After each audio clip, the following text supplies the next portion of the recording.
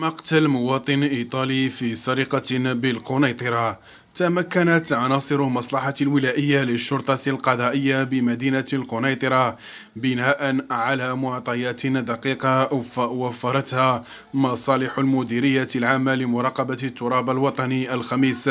من توقيف فتاة وشخص يبلغ من العمر 25 سنة من ذوي السوابق القضائية، وذلك الاشتباه في تورطهما في ارتكاب جريمة قتل العمد المقرون بالسرقة التي راح ضحيتها مواطن إيطالي مقيم بالمغرب.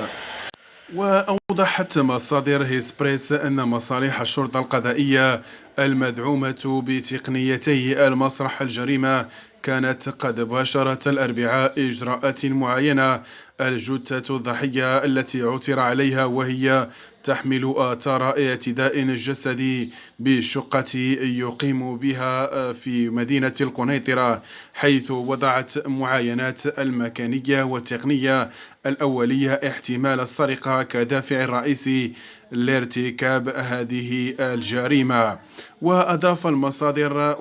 المصادر ذاتها أن الأبحاث والتحريات الميدانية المعمقة التي باشرتها فرق البحث مكنت من ظرف وجيز من تحديد هوية الفتاة تربطها علاقة سابقة بالضحية وأحد معارفها، وذلك باعتبارهما المشتبه فيهما الرئيسيين في ارتكاب هذه الجريمة قبل أن يتم توقيفهما على التوالي بمدينتي القنيطرة والرباط، موضحة أن عمليات التفتيش المنجزة لحظة التوقيف المشتبه فيهما وكذا منزلهما مكنت من حجز حقيبة شخصية ومبالغ مالية بعملتين الوطنية والأجنبية تم الاستيلاء عليها من منزل الضحية بعد تعريضه للضرب والجرح المفضي إلى الموت.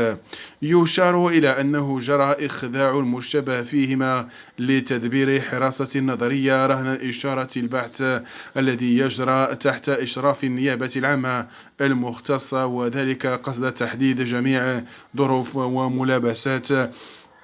وخلفيات ارتكاب هذه الأفعال الإجرامية.